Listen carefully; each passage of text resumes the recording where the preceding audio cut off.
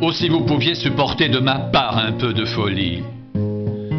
Mais vous me supportez, car je suis jaloux de vous d'une jalousie de Dieu, parce que je vous ai fiancé à un seul époux, pour vous présenter à Christ comme une vierge pure. Toutefois, de même que le serpent séduisit Ève par sa ruse, je crains que vos pensées ne se corrompent et ne se détournent de la simplicité à l'égard de Christ. Car si quelqu'un vient vous prêcher un autre Jésus que celui que nous avons prêché, ou si vous recevez un autre esprit que celui que vous avez reçu, ou un autre évangile que celui que vous avez embrassé, vous le supportez fort bien.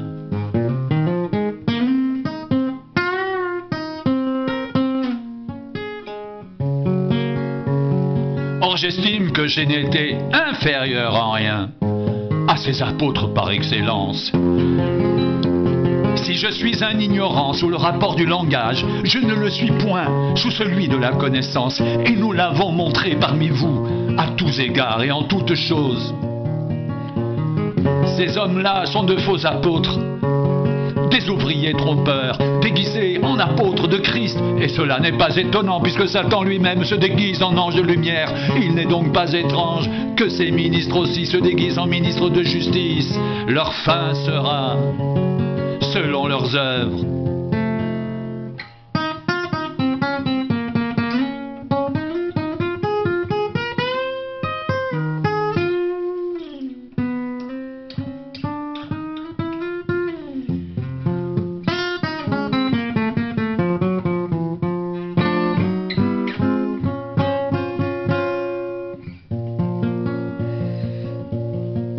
De grandes foules faisaient route avec Jésus.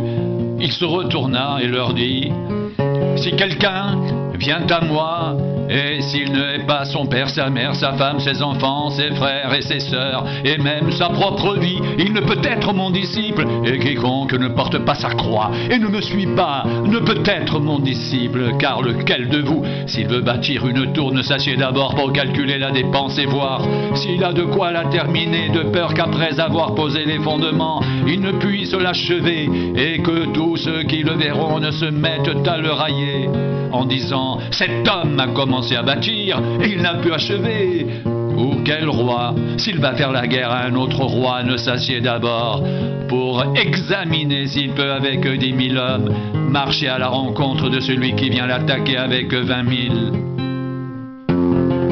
S'il ne le peut, tandis que cet autre roi est encore loin, il lui envoie une ambassade pour demander la paix.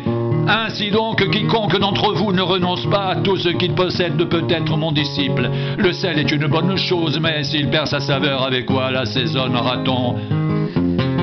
Il n'est bon ni pour la terre ni pour le fumier, on le jette dehors. Que celui qui a des oreilles pour entendre entende. Personne n'allume une lampe pour la mettre dans un lieu caché ou sous le boisseau, mais on la met sur le chandelier afin que ceux qui entrent voient la lumière. L'œil est la lampe de ton corps.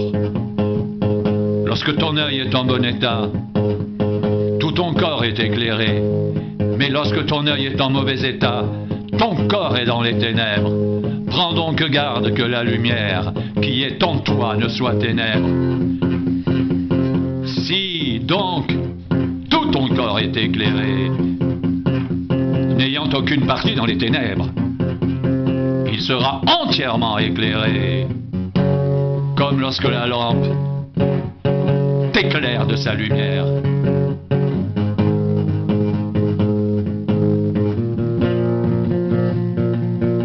Jésus dit à tous: si quelqu'un veut venir après moi, qu'il renonce à lui-même, qu'il se charge chaque jour de sa croix et qu'il me suive, car celui qui voudra sauver sa vie la perdra, mais celui qui la perdra à cause de moi la sauvera.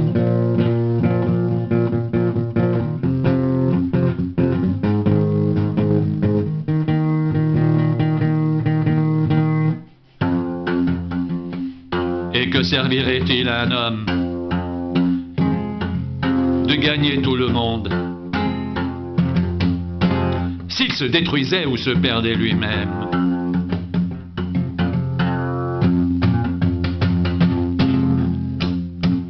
Car quiconque aura honte de moi et de mes paroles, le Fils de l'homme aura honte de lui, quand il viendra dans sa gloire et dans celle du Père et des saints anges.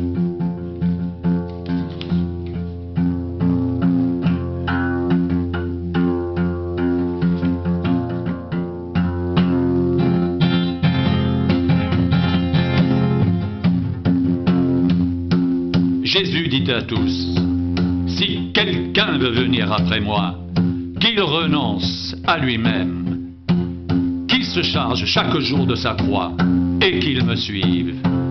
Car celui qui voudra sauver sa vie la perdra, mais celui qui la perdra à cause de moi la sauvera. Et que servirait-il à un homme de gagner tout le monde s'il se détruisait ou se perdait lui-même? Car quiconque aura honte de moi et de mes paroles, le Fils de l'homme aura honte de lui quand il viendra dans sa gloire et dans celle du Père et des saints anges.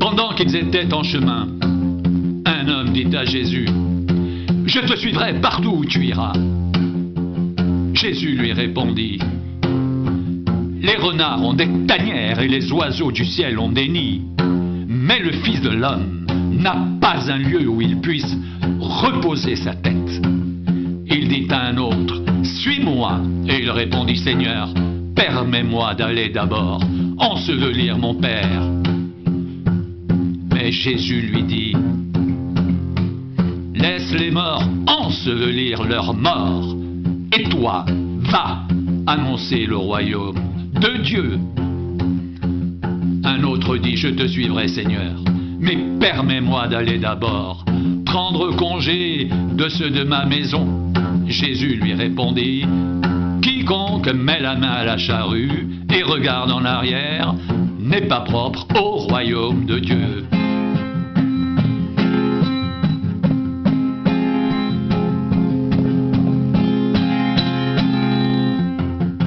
Malheur à toi, Chorazin, malheur à toi, Bethsaïda, car si les miracles qui ont été faits au milieu de vous avaient été faits dans Tyr et dans Sidon, il y a longtemps qu'elles se seraient repenties en prenant le sac et la cendre. C'est pourquoi, au jour du jugement, Tyr et Sidon seront traités moins rigoureusement que vous. Et toi, Capernaum, qui a été élevé jusqu'au ciel, tu seras abaissé jusqu'au séjour des morts.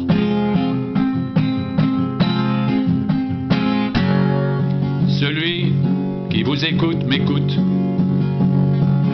et celui qui vous rejette me rejette, et celui qui me rejette rejette celui qui m'a envoyé. Celui qui vous écoute m'écoute, et celui qui vous rejette me rejette, et celui qui me rejette rejette celui qui m'a envoyé.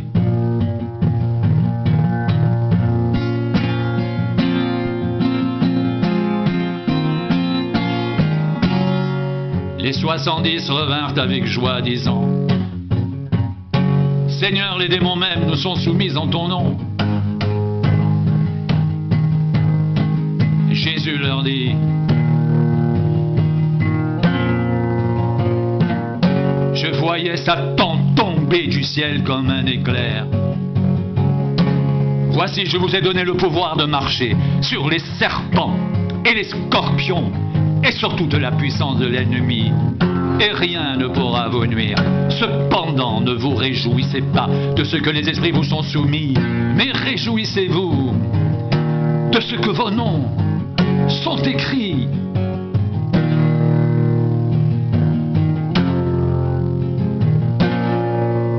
dans les cieux. »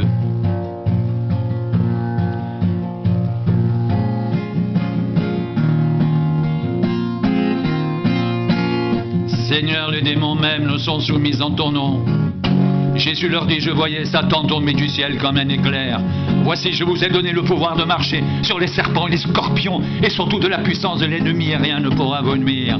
Cependant, ne vous réjouissez pas de ce que les esprits vous sont soumis, mais réjouissez-vous de ce que vos noms sont écrits dans les cieux.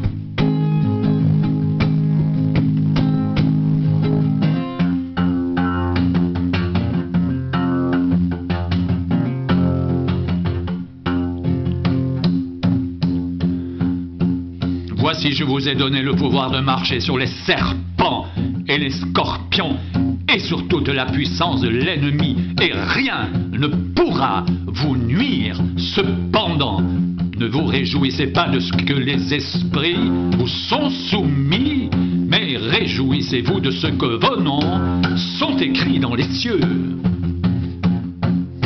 Cependant, ne vous réjouissez pas de ce que les esprits vous sont soumis, mais réjouissez-vous de ce que vos noms sont écrits dans les cieux. Jésus, traversant les villes et les villages, enseignant et faisant route vers Jérusalem, quelqu'un lui dit, Seigneur, n'y a-t-il que peu de gens qui soient sauvés? Il leur répondit, efforcez-vous d'entrer par la porte étroite, car je vous le dis, beaucoup chercheront à entrer et ne le pourront pas. Quand le maître de la maison se sera levé et aura fermé la porte, et que vous, étant dehors, vous commencerez à frapper à la porte en disant, Seigneur, ouvre-nous, et il vous répondra, je ne sais d'où vous êtes. Alors, vous vous mettrez à dire, nous avons mangé et bu devant toi, et tu as enseigné dans nos rues. Et il répondra, je vous le dis, je ne sais d'où vous êtes. Retirez-vous de moi, vous tous, ouvriers d'iniquité. C'est là qu'il y aura des pleurs et des grincements de dents. Quand vous verrez Abraham, Isaac et Jacob, et tous les prophètes dans le royaume de Dieu, et que vous serez jetés dehors, il en viendra de l'Orient et de l'Occident, du Nord et du Midi. Ils se mettront à table dans le royaume de Dieu. Et voici, il y en a des derniers qui seront les premiers, et des premiers qui seront des derniers.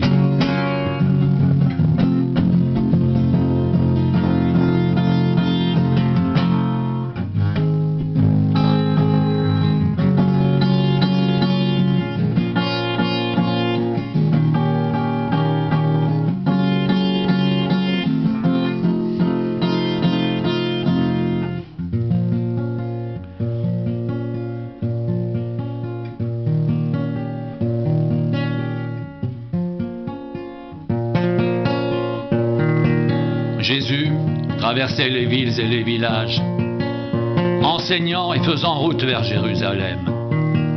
Quelqu'un lui dit, Seigneur, n'y a-t-il que peu de gens qui soient sauvés?